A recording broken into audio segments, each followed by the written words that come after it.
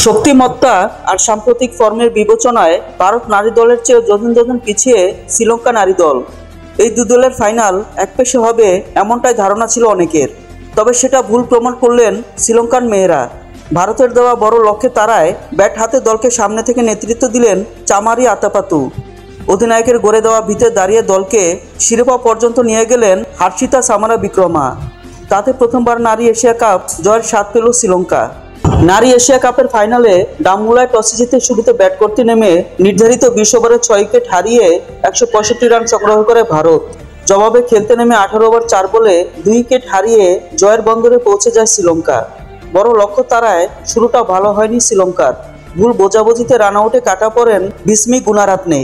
1 run করে ওই opener সাজগড়ে ফেরায় 7 রানে ভাঙে লঙ্কানদের উদ্বোধনী জুটি। এরপর 3-এ নামা সামরা বিক্রমাকে নিয়ে দলকে শক্ত ভিত গড়ে দেন আতাপাতু।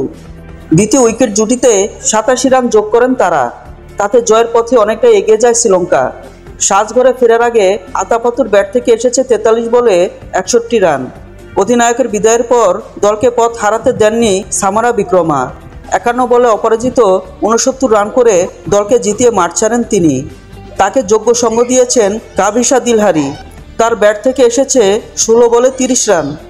এর আগে ভারতের হয়ে ইনিংসে ওপেন করতে নেমে দুর্দান্ত ব্যাটিং করেন স্মৃতি মান্দানা।